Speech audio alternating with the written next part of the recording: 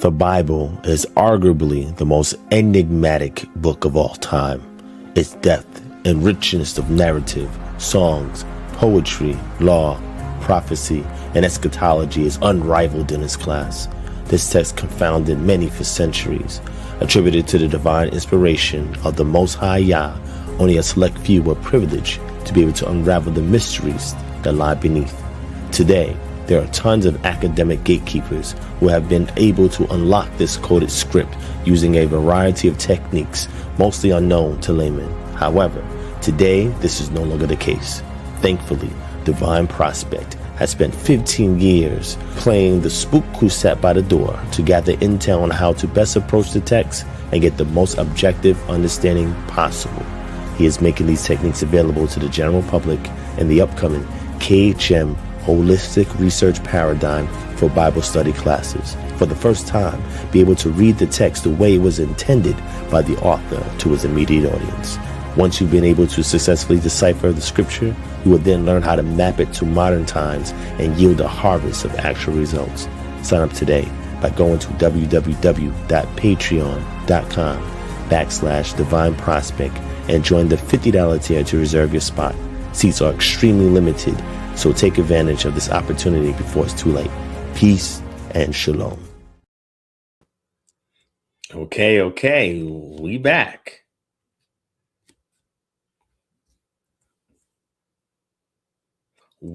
And we are dual streaming again.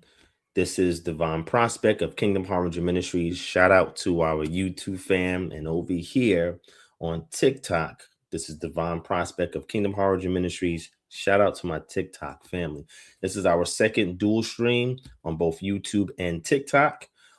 So bear with us if you're watching us on YouTube, and if you watch on TikTok, bear with us because I'm going to be going to both screens, but primarily the focus and intention is on the YouTube family because this is where we do our Freestyle Fridays. Again, we're getting the TikTok family more engaged as we do our Freestyle Fridays. All right. So it's been a while. It's been what, 2 weeks? Last week was kind of rough. This week is a little bit better, but I did not want the week to go by without talking to the family. All praise to the Most High, yeah. So we're not going to waste any time. We're going to get right to it. All right. First and foremost, since we are dual streaming right now on both TikTok and YouTube, I want to shout out to my YouTube family. I'm going to let y'all know. Those of you who follow me on Clubhouse, we are doing a slow migration from Clubhouse to TikTok. TikTok is a much better platform for me to jump into conversations and also for me to stream. I do like it better than Clubhouse. I'm not going to say it's totally better than Clubhouse, but I do like it better than Clubhouse. There's a much broader audience, and Clubhouse is a much more narrow audience. Much broader audience on TikTok, and TikTok is just better with helping to promote the platform of Divine Prospect that we have on there, as well as help out with monetization, right? On TikTok, for content creators, monetization is better had on TikTok than it is on Clubhouse and even, dare I say, YouTube. These funds that we gather from this goes right into the KHM bank, and that goes to lending and giving away, depending on it. Some people may say, hey, I need a loan. Some people may say, hey, I need some funds. Giving away funding to anybody that needs assistance, despite what it is. And that's going to lead into the next point that I'm going to say in 1 second. But TikTok, again, because it's more lively, it's a little bit more calmer, has a much wider audience, as well as a much wider amount of panelists that exist in variety and so forth. I've used it maybe for the past month or so to try to test it out, since a lot of people are migrating from Clubhouse to TikTok. So now I'm officially on TikTok. If you have not followed me on TikTok, follow me. I'm the only Divine Prospect on there. Just look for Divine Prospect. You'll see me, click follow, and you get to join in when I join in on panel conversations, as well as when I go live on TikTok. I had a live recently this week on TikTok, which was fire. I tried to download it so I can upload it and make it available for y'all to see on Patreon, but for whatever reason, there was some audio issues. I'm gonna try to see if I could sort that out, but that was a great conversation that I had with the individuals that was on the panel. All right. So, but I just want to let y'all know. So if you haven't seen me much on Clubhouse, it's because I'm over on TikTok. So follow me on TikTok at Divine Prospect. All right. All right. So with that being said, that leads into the next thing, Kingdom Harbinger Ministries. So any monetization that we get from both YouTube, TikTok, and other social media platforms goes into the Kingdom Harbinger Ministry Bank, which goes towards the initiatives that we have. And the main one that we're pushing for 2026 and beyond is the Covenant Social Reconstruction Model. And pretty much what this model is designed to do is to establish Goshens and refuge cities in our communities. So we have a place that is autonomously Israel that we can go to exercise our culture, our community ethics, and to band and yield together as we wait out the judgments. And in the interim, we can get a place of solace. We get a place of refuge, of protection, of resources amongst ourselves, right? That is what we're pushing, okay? Now, we've done plenty of these things in various chapters across the world, not just restricted to the U.S. We have unofficial chapters that are international. The goal is we're still going to continue to create these chapters in other cities, inside and outside, domestic and abroad, right? But at the same time, because we have the full blueprint that we've been talking about for years, the Covenant Social Reconstruction Model, now we can finally implement it step by step by step. I know a lot of y'all ask in the chapter launches, Divine, how do we get about doing this and doing that? And I kind of give you something, but I said, you know what? Let me lay out the blueprint step by step so they know what to do. All right. So again, this year we're planning 2 more chapter launches at the very least. And wherever those 2 chapter launches is, I will be showcasing, demonstrating, and expounding on the Covenant Social Reconstruction Model, which is a model that's used in order to terraform our communities, right, here and abroad, of the lost sheep of Israel and the woke sheep of Israel, right, that we can come together and we can find a way to terraform our communities so that way it suits an autonomous state for us while we're behind enemy lines, waiting for our exodus and waiting out the judgments. So a lot of people chant down Babylon, but they still have an umbilical cord. They're still tethered to Babylon, still feeding from Babylon. Until we get into autonomous state, we're not ready for the judgments to happen in spiritual Babylon. So this covenant social reconstruction model is designed to do just that. We create our own gate courts so we can rule over matters within our community without getting local law enforcement involved, and only get them involved if necessary. We can ensure land grants are afforded to us. We can purchase land and we can establish on that land farms and homesteads, right? On top of that, we're going to make sure that every worker is paid equitably and same day, because that is part of the Israelite culture, the pre-Israelite Israelite culture. We're going to make sure we have refuge cities. So if there's a place, if we're being chased down and harassed by law enforcement, or chased down and harassed by white supremacy, or there's some kind of ailment or some kind of tragedy or some kind of disaster that's occurring, we have a place that we can go to for safety, security, and protection. Also, domestic violence. We get to protect our sisters and children from domestic violence. All of this is in the blueprint for the Covenant Social Reconstruction Model, and we would love for everybody here to sign up for Kingdom Harbinger Ministries so you can continue to contribute so this thing can come to pass. And like I said, in the next physical chapter launches, we will be revealing it in full detail. If you're interested in it now, you can go to our Patreon, www.patreon.com/Divine Prospect. You can type in CSRM and you'll be able to see the research paper on this blueprint. All right. So again, you can sign up for KHM by clicking the link in the description below. Get on board with us. When we get to your city, we're going to show you how to implement this covenant social reconstruction model so you can do it step by step. We'd even have a rubric that you can use to measure the success from year 0 to year 5. Because if we follow the steps, and again, there's contingencies in place in case people try to frustrate it or people try to prevent it from coming to pass, we have contingencies baked in that allow us to keep it going. And this is one thing that prior attempts did not have. They didn't have Yah at the core, they didn't have Torah principles, and they did not have the best contingencies. We've learned from the ancestral work and what they did, and we've improved upon it in 2026 and beyond. So all praise to the Most High. So I want to give you a shout out to our KHM family. Thank you all for signing up and riding with us. We're making big moves in 2026. Click the link in the description below and let's get this work done together. All praises to the Most High. Yeah. All right. Third, I want to say any pending orders that has come in for anything, We are finalizing shipments next week.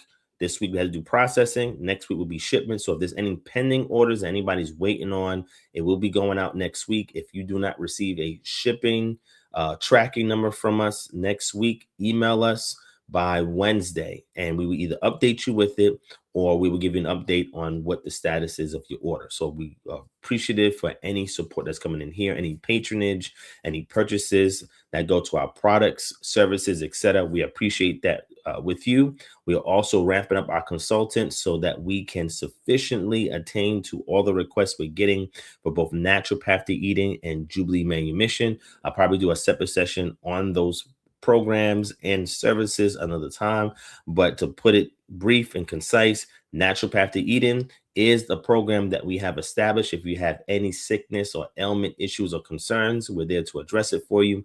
And Jubilee Main Mission is there. If you have any credit issues or you want to boost credit, get out of debt, and have a financial plan moving forward so you can avoid the debt pitfalls going forward. Again, all these things are rooted in principles and ethics that's ascribed and that's derived from the Torah, and we've turned it into programs that can alleviate the societal ills within our communities. All right.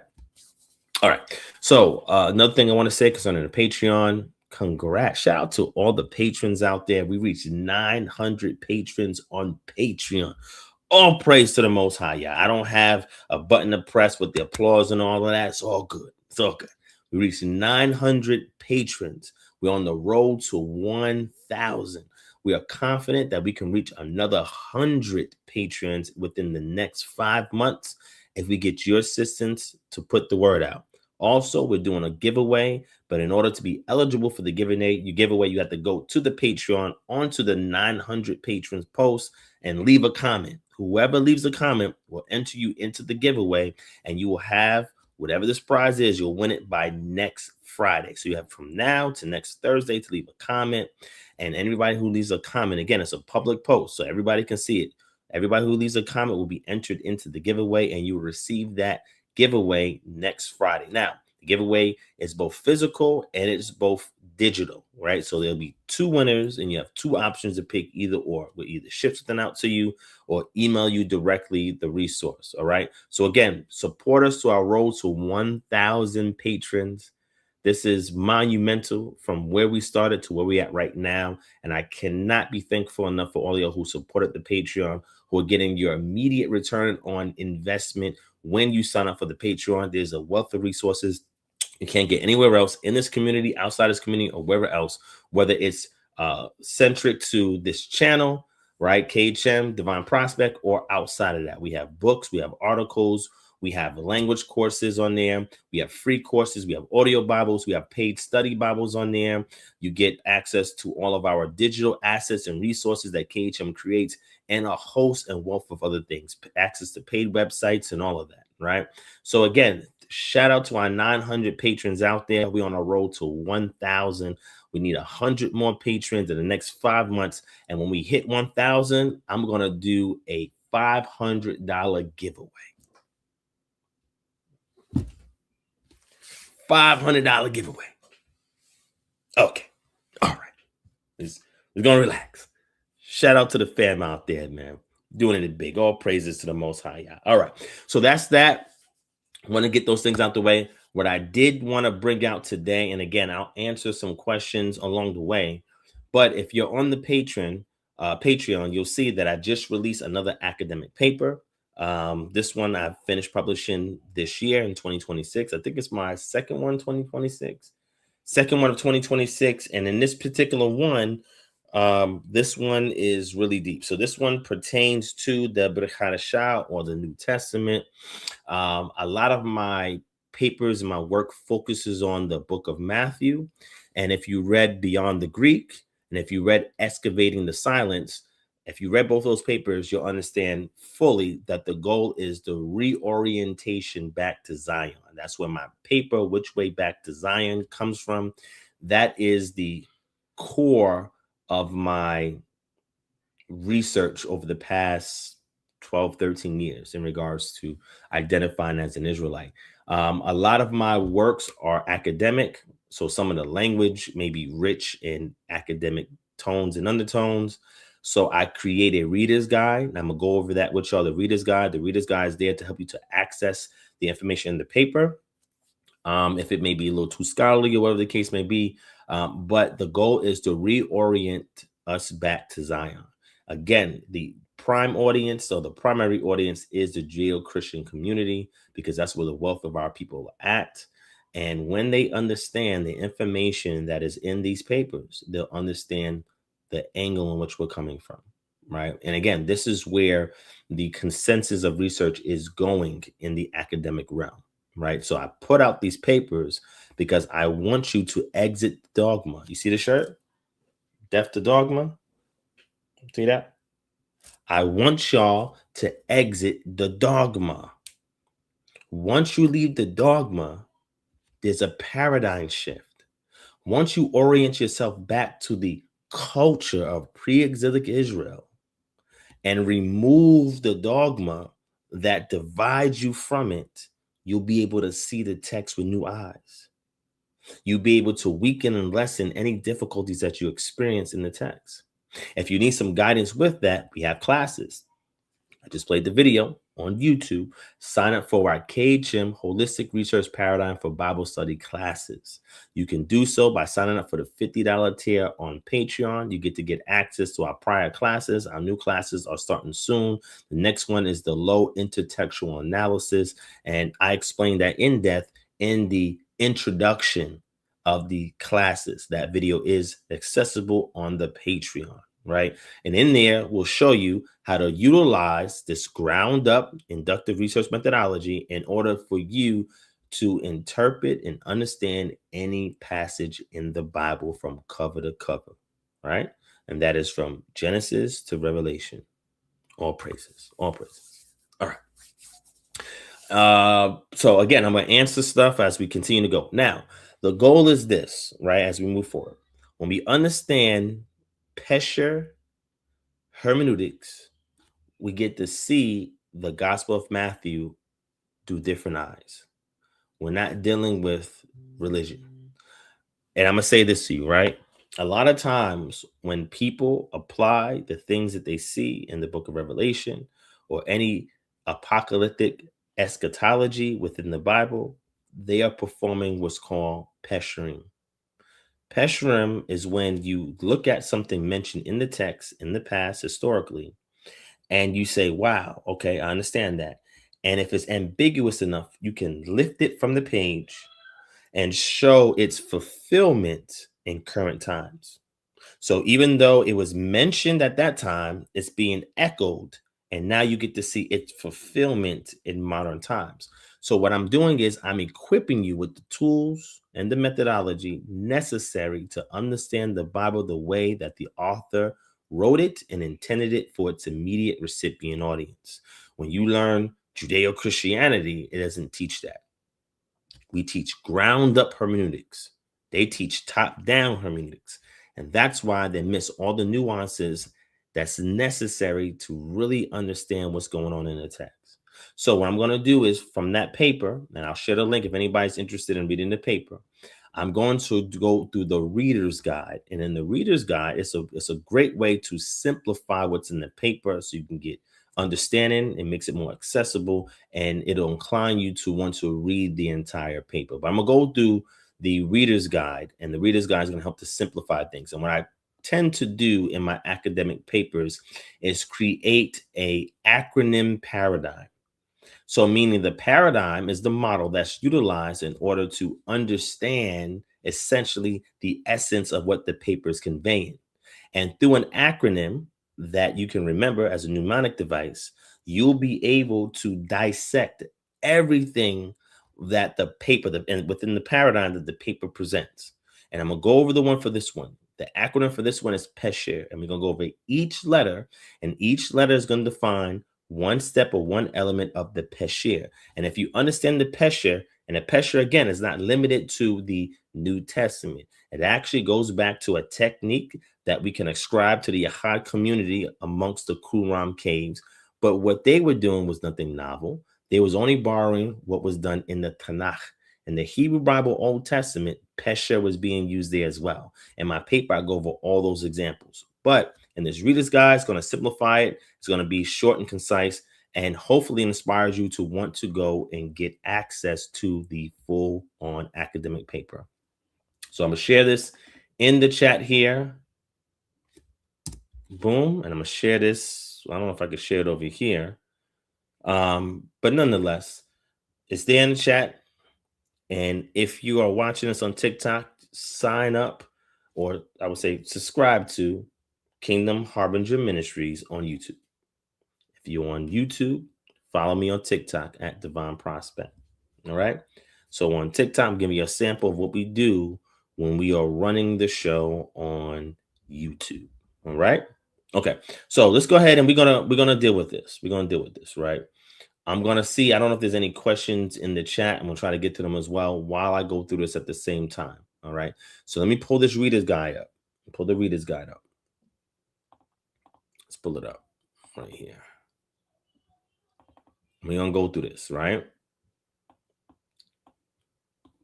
And I'm gonna go here. All right. So let me show this. Okay. First and foremost, I'm gonna show you the paper. And again, I guess I can show it on TikTok, but let me do this here on YouTube real quick. I guess I can share it on TikTok. Let me see.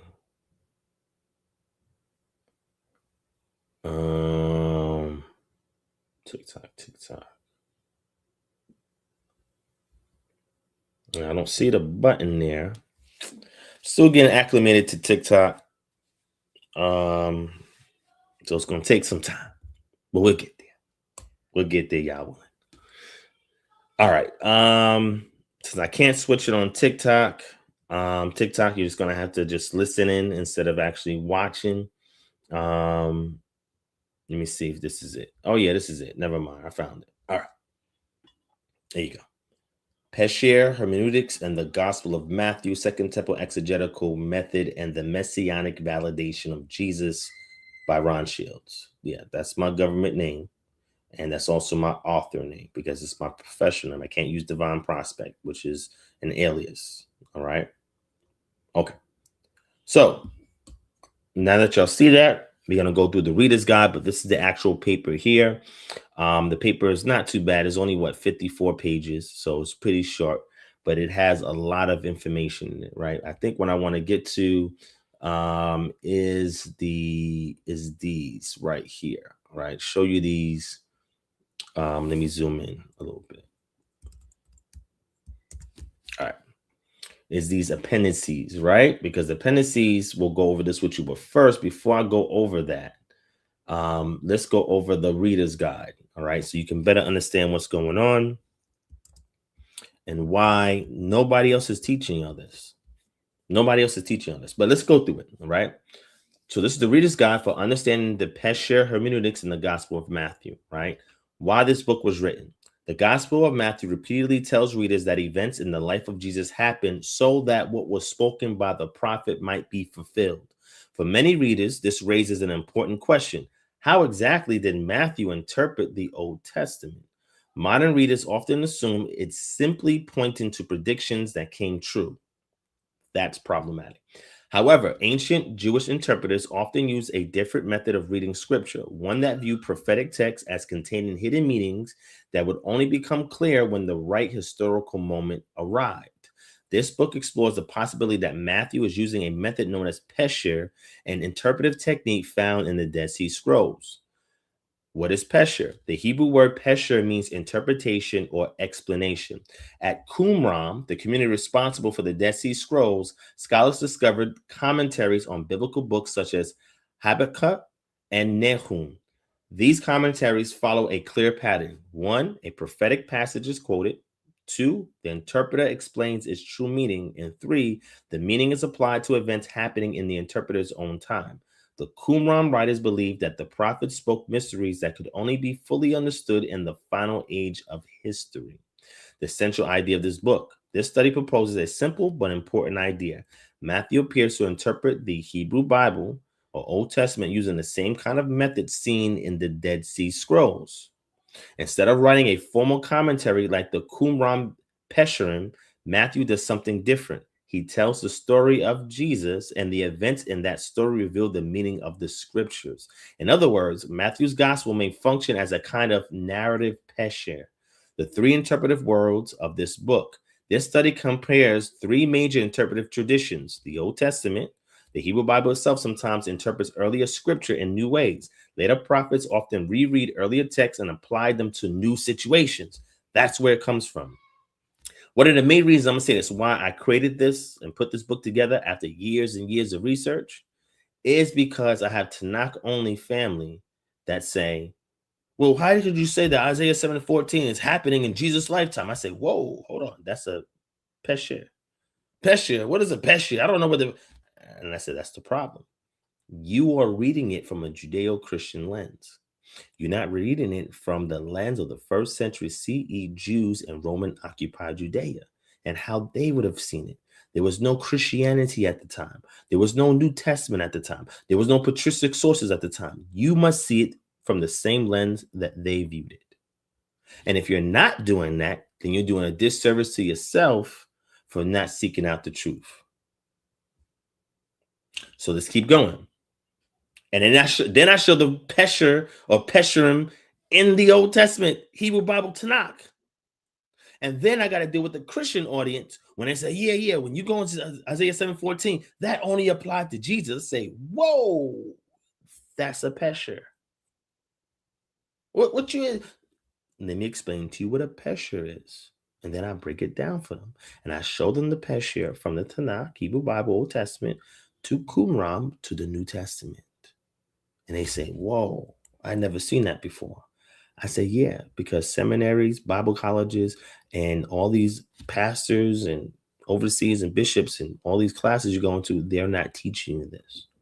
So then I got to point them to which way back to Zion to reorient them. Okay, that's when you exit the matrix. Right? When you dive into these papers, you're exiting the matrix. So let's keep going. The Dead Sea Scrolls. The Qumran community developed Pesher interpretation where prophetic passages were decoded and applied to their own time. The Gospel of Matthew. Matthew repeatedly says that the events in Jesus' lifetime fulfill Scripture. This book suggests that these fulfillment statements resemble the structure of Pesher interpretation. What is the Pesher framework? To help readers see how this works, the book introduces a simple analytical model called Pesher. Each letter represents a step commonly found in Pesher interpretation. P, prophetic citation. A passage from scripture is quoted. E, eschatological orientation. The text is interpreted as speaking about the present age. It is not robbing the text of its historical value. It is just taking the principle of the text, if conditions are met, and applying it to the current condition or present age. Otherwise, the text is dead. The text no longer applies. If everything's been fulfilled already, like some of our our peers have said, preterist peers, then the text has little to no value. It's not alive. Therefore, you can't make it separate and distinct from any other text that's written in ancient Near East. This is why Pesher makes the text come alive when you understand it, because the word never dies. It keeps on living in a different form. S, scriptural recontextualization. The original passage is applied to a new situation. H, hermeneutical declaration. The interpreter explains what the text really means. He gives another layer. This is when people say this is the Peshat, all right? Where not Peshat, I'm tripping. This is where we get our sud level of understanding, the hidden meaning, the meaning that's not there on the surface. But Pesher is not something that is limited to a few people able to interpret, understand. Its explanation is given so everybody knows. You don't have to be a adherent of Kabbalah or some esoteric cultic sect in order to understand the Pesher. The Pesher is revealed because it can be applied to the present situation, depending on its usage within its immediate context. That's what H. E, event correspondence. A real historical event is identified as a fulfillment. So somebody put in the comments that we're on the precipice of World War III, right? Because of what US, Israel, and Iran is doing, right? Well, we know something's going to come forth from out of that. And Pesher can be applied to that. I'll probably do another session where I show you how to apply Pesher to our current events. Just follow me. R, revelation of hidden meaning, the deeper meaning of what scripture of the scripture is revealed. All right. What you will find in this book, this study walks readers through several kinds of evidence: Dead Sea Scrolls evidence, examples of Pesher interpretation found in Qumran commentaries, Old Testament evidence, instances where later biblical writers reinterpret earlier scripture, Gospel of Matthew evidence, detailed case studies showing how Matthew applies Old Testament texts to Jesus. Key examples discussed. Some of the most important examples examined include Isaiah 7:14, the prophecy of Emmanuel; Hosea 11:1, out of Egypt I call my son; Isaiah 53, the suffering servant; Psalm 78:2, speaking in parables; Zechariah 9:9, the king riding on a donkey. Each example shows how Matthew interprets scripture in light of Jesus' life. Why this matters. Understanding Matthew's interpretive method helps readers see the gospel in its original historical setting, sans or without dogma. Rather than inventing a new way of reading scripture, Matthew may be participating in a well-known Jewish interpretive tradition. This insight helps bridge two fields that are often studied separately: Dead Sea Scrolls scholarship and New Testament studies. How to read this book. You do not need specialized training in Hebrew, Greek, or Syriac to benefit from this study. However, some sections explore the text in greater detail for readers who want a deeper level of analysis. If you are new to the topic, it may help to follow this path. 1, read the introduction. 2, look at the visual diagrams and appendices. And 3, then explore the case studies in Matthew. This is how you can get the most out of this. All right. So I have to give some background, go into some linguistics, go into some culture, history, and all of that. I got to do all of that, right, to build up to the zenith of the point I'm trying to espouse. And then I show you how to practically apply what the paradigm I formed, its framework, and how to apply it to the text. So I get you to understand its history, its culture, linguistics, where it comes from, and then give you the acronym paradigm to apply. I try to make it simple in a way where anybody can grasp it. Pesher. So what I'm going to do is give you a sample of this Pesher from the paper. But if you want to support these studies, this research, these papers, so that I can continue to produce more, sign up for the Patreon, and you can either purchase this, or by signing up for a paid subscription, you continue to pour into our R&D so that these works can be made available. All right. And a repertoire that we have reserved on Patreon and for the general public. So I'm going to go into this and give you some more information, right? So follow me, right? Follow me, all right? Let's go to our appendices. So first, let me read the introduction, right? And then we're going to go into the appendices, right? Here's the introduction. One of the defining characteristics of ancient Jewish literary culture was its profound commitment to the interpretive authority of Scripture. By the late Second Temple period, the Hebrew Scriptures had attained a status of unparalleled normative authority within Israelite intellectual life. Yet the very authority of these texts generated a persistent hermeneutical challenge. How could ancient prophetic oracles continue to speak meaningfully to subsequent generations living in dramatically different historical circumstances? The solution adopted by Israelite exegetes involved the development of sophisticated interpretive methodologies that allowed earlier scriptural traditions to be reapplied within new historical contexts. Modern scholarship frequently describes this phenomenon under the rubric of inter-biblical interpretation, a process through which later biblical texts reinterpret earlier ones to extend or clarify their theological implications. Recent studies have demonstrated that such interpretive activity occurs extensively within the Hebrew Bible itself.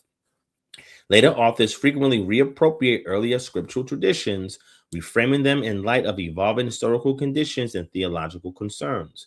This phenomenon is particularly evident in the prophetic corpus, where earlier covenantal traditions are repeatedly invoked and reinterpreted within new prophetic proclamations. The methodological significance of this internal scriptural dialogue cannot be overstated. It reveals that the reinterpretation of earlier sacred texts was not a post-biblical innovation, but an intrinsic feature of the biblical tradition itself. As Gary Edward Schnitzinger has demonstrated in his comprehensive study of scriptural intertextuality, the Hebrew Bible exhibits a complex network of exegetical relationships in which later authors consciously engage earlier texts in order to advance the unfolding process of revelation. Within this interpretive ecosystem, prophecy came to be understood not merely as historical proclamation, but as a dynamic textual phenomenon capable of generating new meaning across successive generations. The Qumran Pesherim represent one of the most explicit expressions of this hermeneutical worldview. So what we see is that this is something that's baked right into the Hebrew Bible or the Tanakh. It's not alien to it. It's not a later invention. It's baked right into the very fabric and nature of the text itself. And it transcends the text itself, hence why it is applied after the closing of the canon. Okay. All right. Especially applicable to apocalyptic genre of literature, which we find amongst the Jews after the close of the Persian period, or let's say midway during the Hellenistic period, because it's believed by scholars consensus-wise that the book of Daniel was complete in 150 BCE, and a lot of what we have in there, especially the Aramaic portions, represent the Aramaic in usage at that time. That's a whole nother conversation, but I'm just saying. So when it closed at that time, all the apocryphon, all the pseudepigraphal works, all the extra biblical texts that are being generated after that, it applies Pesher. Fascinating. Fascinating. Okay. So let's keep going. Let's go all the way down to the appendices, right? I'm gonna go all the way down to the appendices. And I'm going to show you this in action. All right. I don't want to show you everything. I just want to give you a little sample and we can move from there. Appendix A, application of the Pesher model to the 11 Matthean fulfillment citations. So whenever you say this is spoken of so that we fulfill, as the prophet has said, this is what we refer to. And I go into that in the paper.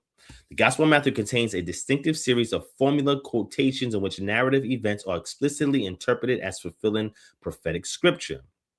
These passages, traditionally called Matthean fulfillment citations, occur primarily in the infancy narrative and throughout the narrative structure of the gospel. When evaluated through the analytical criteria of the Pesher model, these citations demonstrate consistent structural features that closely resemble the hermeneutical dynamics of Pesher interpretation attested within the Dead Sea Scrolls.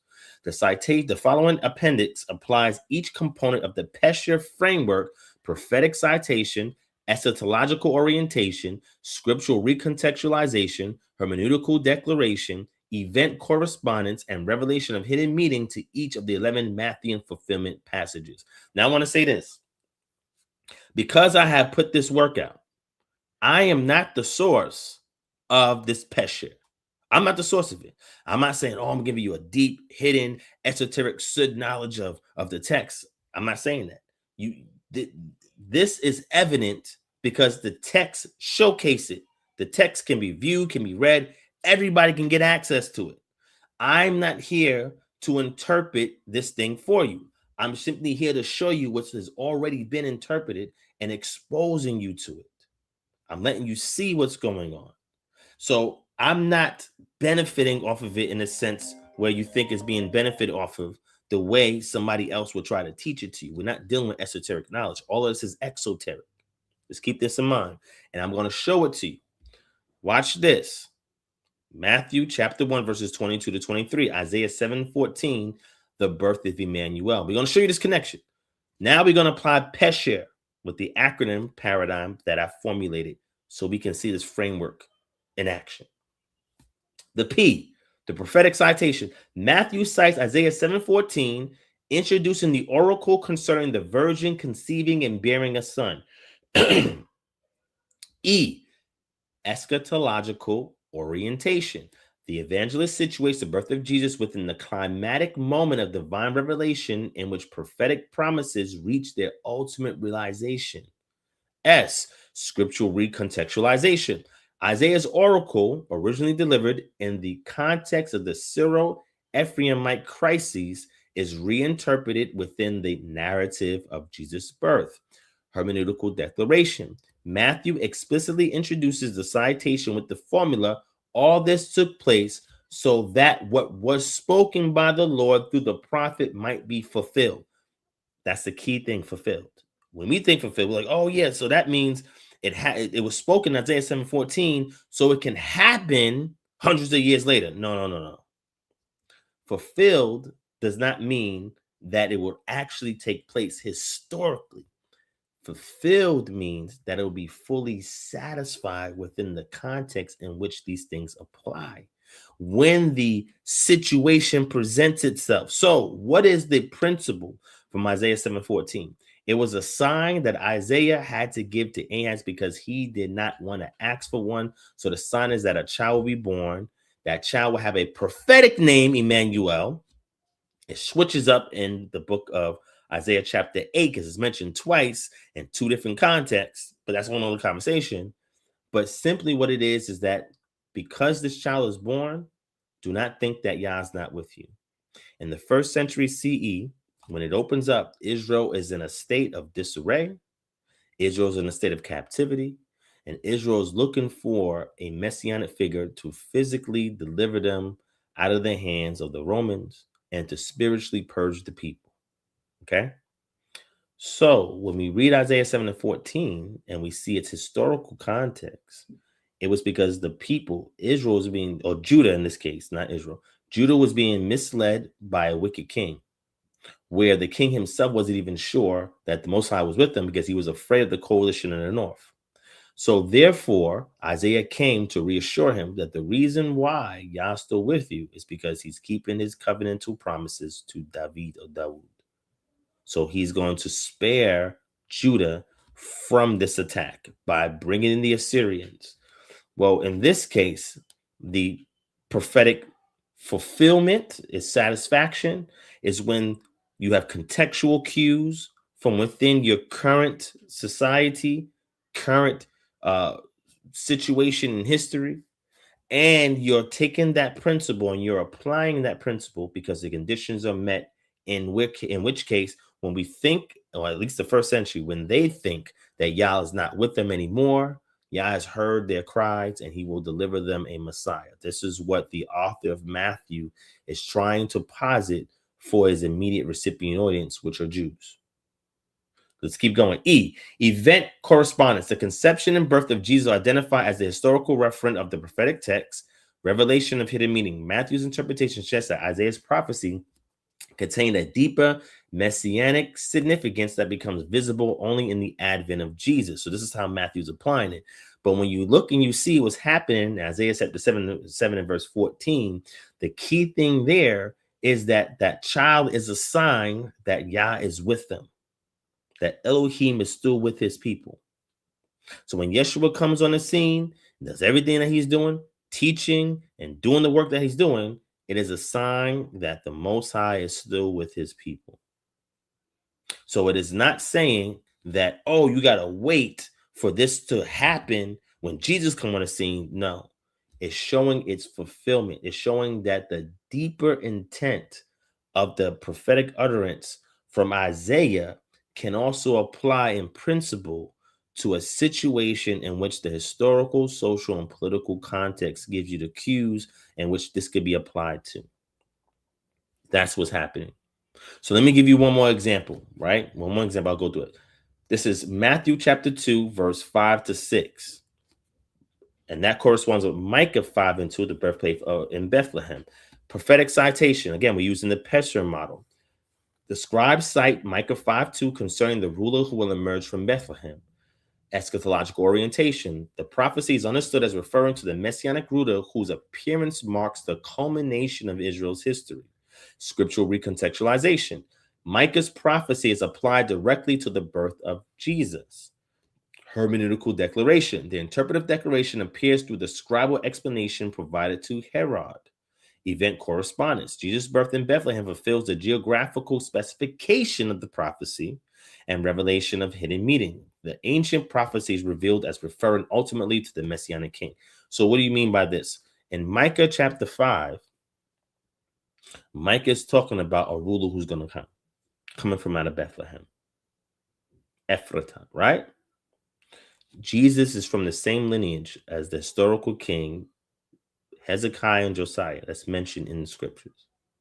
So because Hezekiah and Josiah, who were the two most righteous kings that ever lived from the loins of David, right, or David, right, these prophecies are given about them to give comfort and solace to the nation of Israel and to Judah that Yah stood with them.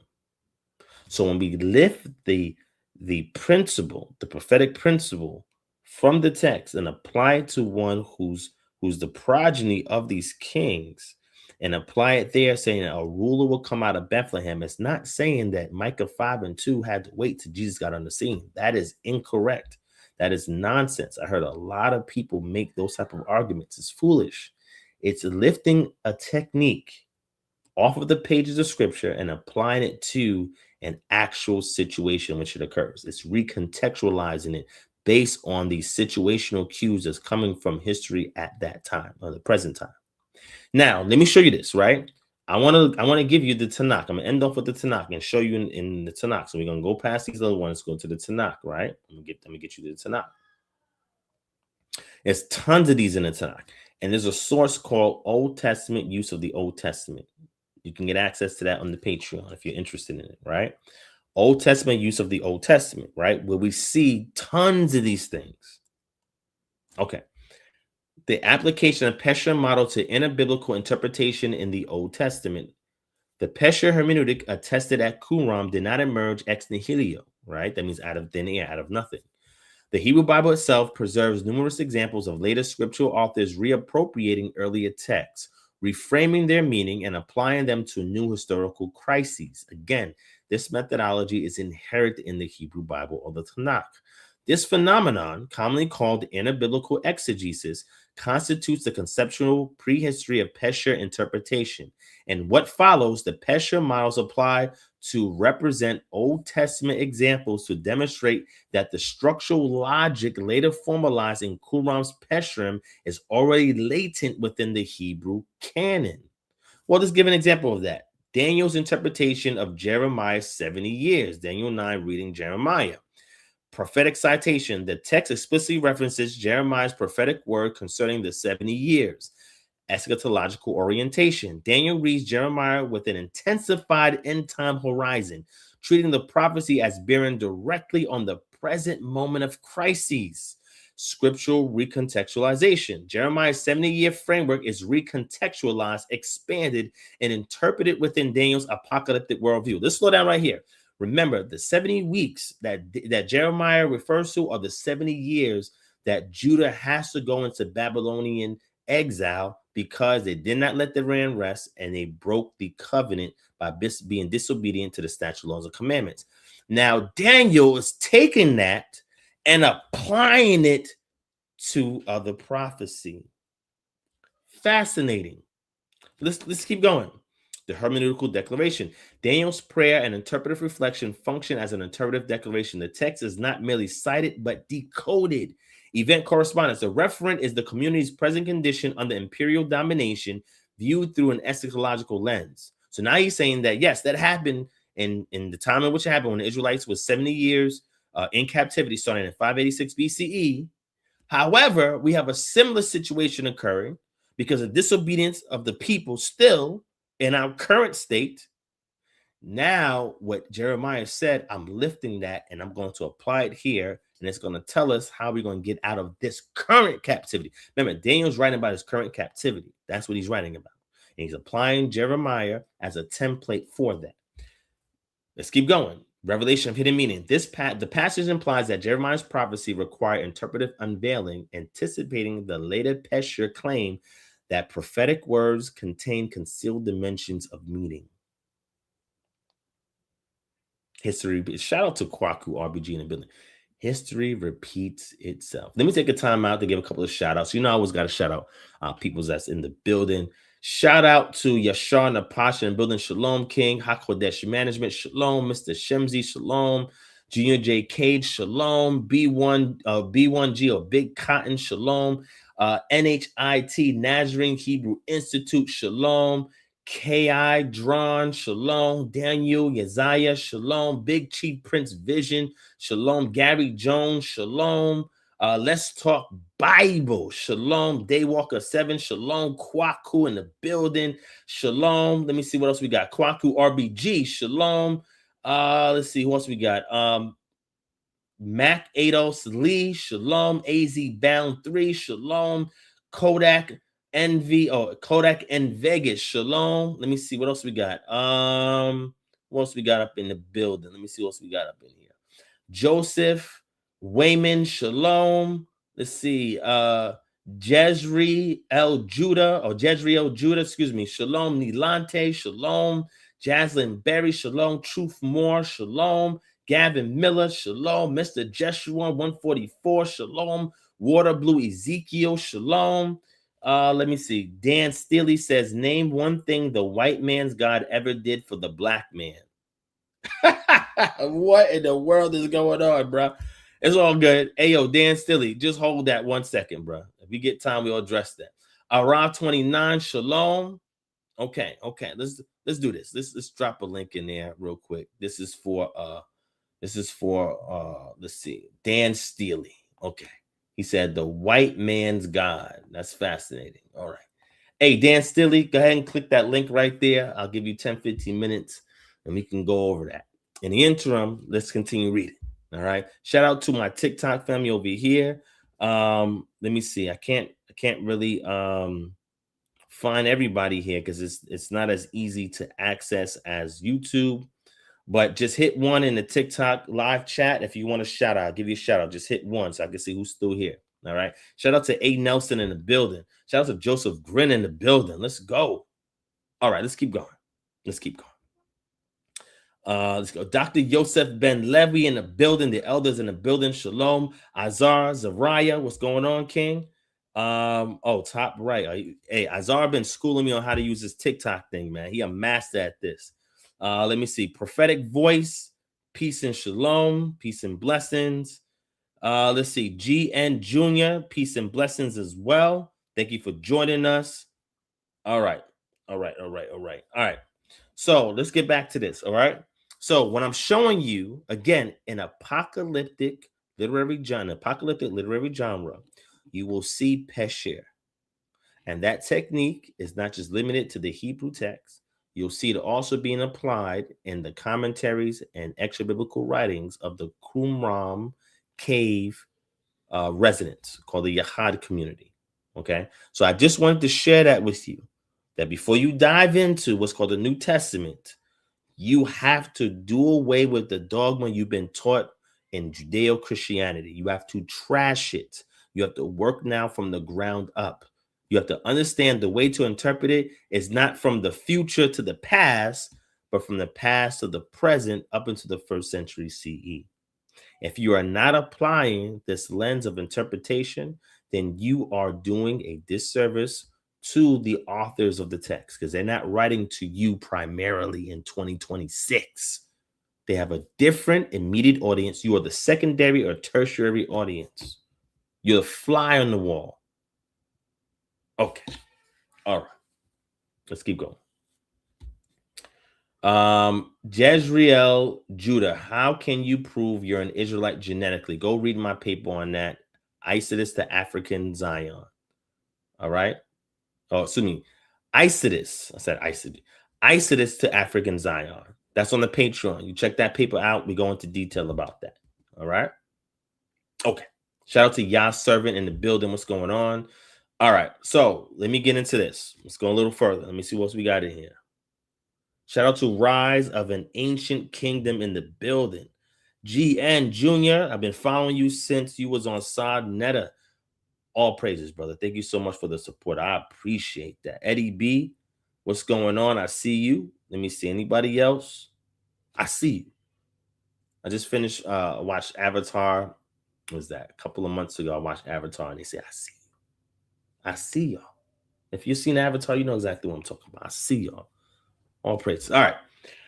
So I'm going to go and show you an example in the Dead Sea Scrolls. All right. We're going to apply one to the Dead Sea Scrolls as well. So let's get in here to the Dead Sea Scrolls. Let's get in here. Let's get in here real quick.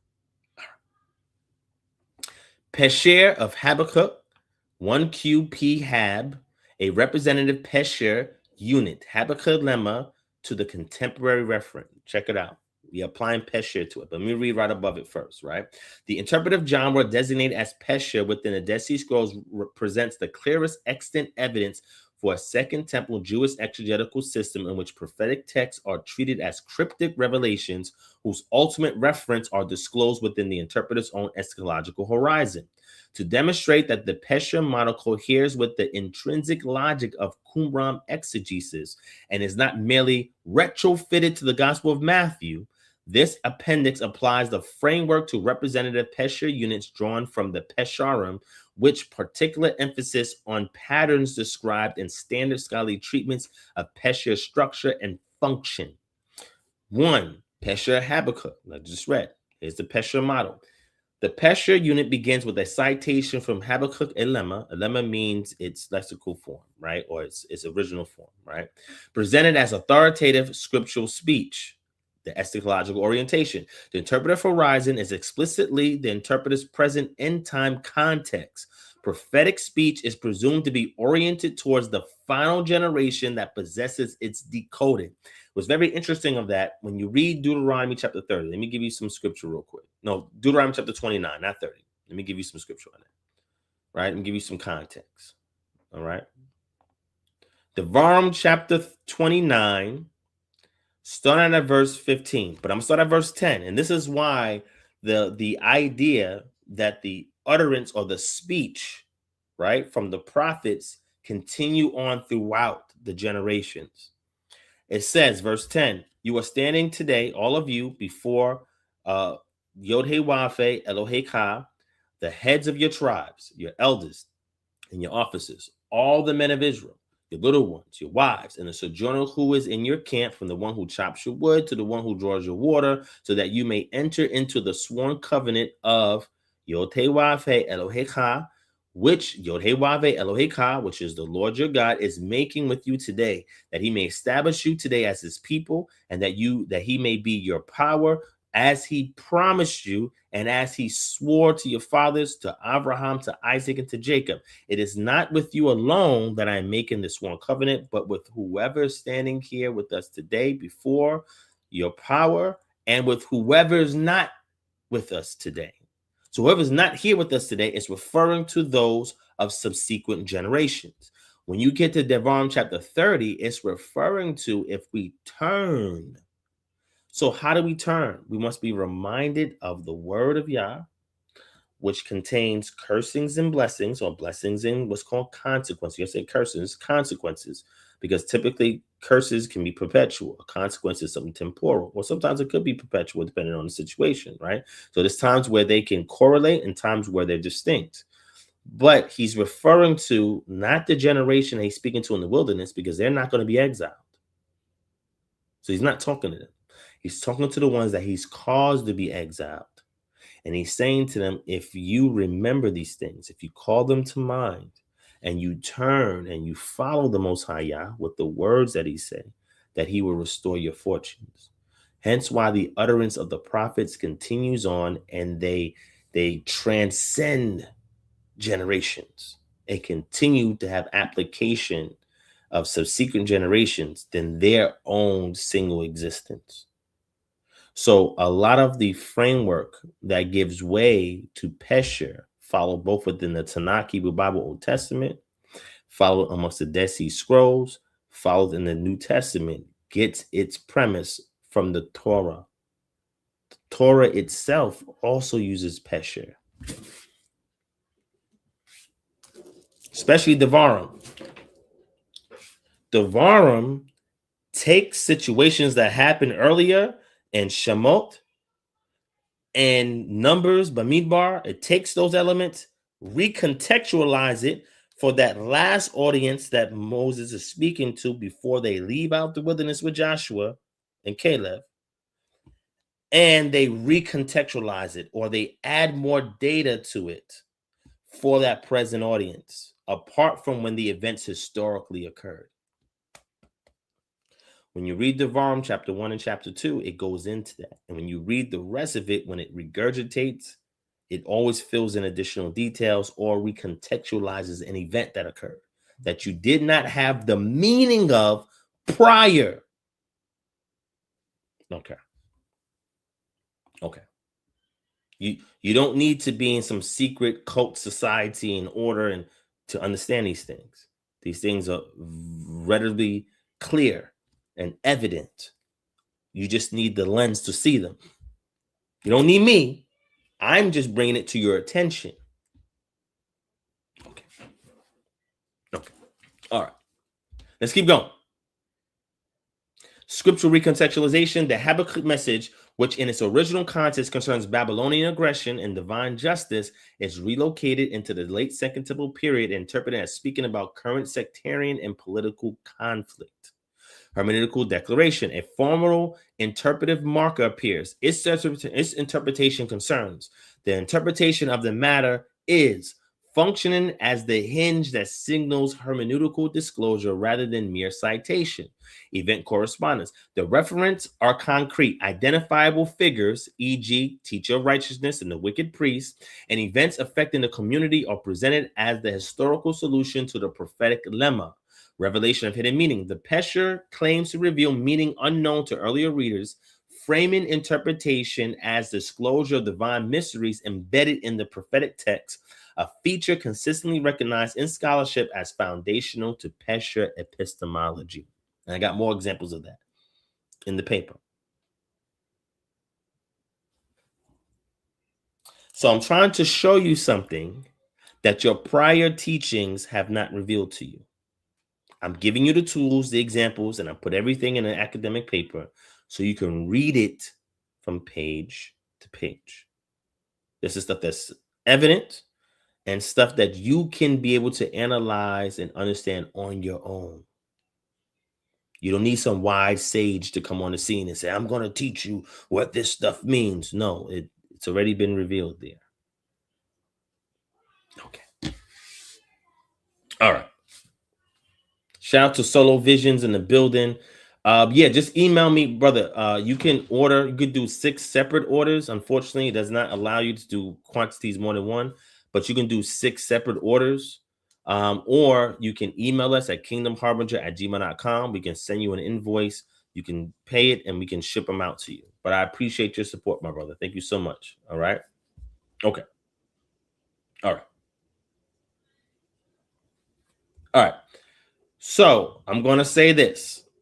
As we are going and making our way through the text and understanding these things, where can Pesher be applied? If you use the Pesher paradigm model that I created, the acronym that I've created, and you understand its framework, you know when you can apply it or not. Because if it does not meet each letter in the acronym, then it's not Pesher. Simple. I made it easy. Okay. All right. All right. So I'm waiting on, what's that brother's name? Dan Steely, to click that link above. Dan Steely, click the link. Waiting on you, Dan Steely. Otherwise, I'm going to still start taking questions until we close out our session. All right. Now, let me close this out.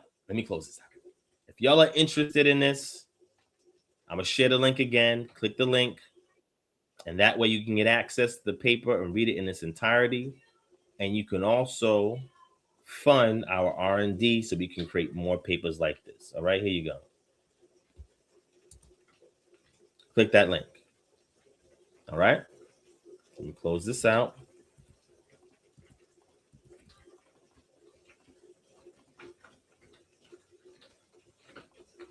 And close that out. All right. There was something else I was going to say. I just forgot. Hopefully it'll come back to me. But hopefully that gives you more insight in regards to what Pesher is. And when you find things in the so-called New Testament that says this happens so that it so-and-so can be filled by the prophet so-and-so, and it shares it there. That's what it's referring to. Now, this quotations outside of that, that's a whole different category. I'm referring to specific citations that's saying specifically the phrase, this happens so that so-and-so spoken by the prophet can be fulfilled. Okay. All right. All right. So with that being said, I forgot the other thing I was just going to share with y'all, just escaping right now. But if you have any questions, as we do on our Freestyle Fridays, feel free to ask them in the chat. Waiting on Dan Steely, Jonathan. Are you there? Hey, Shalom, can you hear me? Yes, I can hear you, brother. How you doing, brother? I'm good. How are you? I'm doing good. All right, so it's cool if I ask a few questions on this topic. On this topic, sure. Okay, cool. I just needed some a little more clarity. So I understand the concept a little bit on Pesher, and I appreciate you going more in depth into it. But okay, so the questions I might have if I'm gonna teach and understand Pesher, like so you're saying it's more of like an interpretation given based off of, like, let's say the prophecy's already been historically fulfilled, but you're saying the text can be interpreted into, the current events of the person who is doing the interpreting, if I'm understanding. Yeah, who is lifting it from the page of the Tanakh and applying it to their current situation, if the situational cues exist, right? So, like, for example, I mentioned Daniel. Daniel's using the 70 weeks, and that particular idiomatic phrase is used by Jeremiah, but he's not applying it to the Babylonian captivity, which he suffered through, but he's applying it to his current captivity in Persia. Now, we know that phrase and that reference goes back to Jeremiah about a historical event that occurred and did happen. But Daniel lifts it off of there and he applies it to his situation. So he's not denying its historical relevance. What he's doing is he's lifting the principle of what's being uttered and applying that word to his present situation. Okay, so I'll have to take I'll read that in full in light of what you're showing me. So I appreciate that. But if let's say, so for example, the Isaiah thing. Let's say if I'm coming from a Tanakh only perspective, and I was to give a bit of pushback and say, okay, we both acknowledge that this prophecy has already been fulfilled in Isaiah's time, and then one comes and tries to teach and say, well, look, it also applies to the time of Jesus. Since it's purely interpretive, what if the Tanakh only person says, well, I see that you or Matthew or whoever else in the Qumran community interprets it like that, but I don't see it. Therefore, I don't have to believe in Yeshua. What would your response be to that? I'll say that's fine. I mean, it's nothing. I'm not here to evangelize and turn over somebody to the way I see it. My job is simply to relay facts, to rebut their accusations. Oh, something just exploded outside of my house. I gotta give me 1 second. Yeah, no, you're good. I don't know what just happened. Did you hear that? I don't know. I might have to cut this.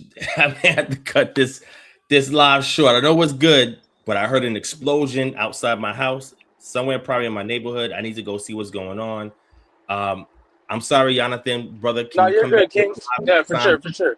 Yeah, and you know what you can do? Email me, kingdomharbinger@gmail.com. Let's finish the conversation, and I'll be more than happy. Yep, I'll be more than happy to explain this, or on my next live, I'll be more than happy to do that. All right. Okay, absolutely. All right, take care, King. I appreciate it, my brother. All right, y'all. So I'm sorry I didn't get to pan mulattoism, but I do have to go. You said y'all heard it. If y'all heard that, that was crazy. I don't know what's going on, but I have one of my children here. The rest of them is on their way. I need to make sure my family is okay. So I do got to go, family. So I appreciate the support. Again, go back and watch the video to get more information on Pesher. I shared the link in the in YouTube chat, so you can click on the link and get right to it. Sign up for the Patreon, www.patreon.com/divine prospect. It's the best way to support this channel, as well as look at my academic papers to get better understanding on a lot of things that we teach here. All right. If there's anything we can do to support you or give back to you, email us at kingdomharbinger@gmail.com. I was trying to show y'all these two items here that I wanted to introduce to y'all. If y'all are interested in picking these up, if y'all interested in these items, email us at kingdomharbinger@gmail.com. These are bookmarks and necklaces that y'all can purchase as well. If you like royal purple, I'll be more than happy to make sure that y'all can get these if y'all are interested in them as well. Bookmark is important because if you're reading the word and sometimes you got to step away, you don't want to lose your thought. You push this in, as you know how bookmark works, and keep your place until you come back to it. Also, family, looking to serve y'all when I see y'all in person, when we set up our chapter launches and upcoming Passover. Details will be revealed for that for those of you who want to join in the Passover with KHM. All right. So I love you, family. I gotta go. I gotta see what happened. And I gotta protect my family. So appreciate y'all for watching. I'll see you on the next live. Peace and shalom. Shalom, shalom.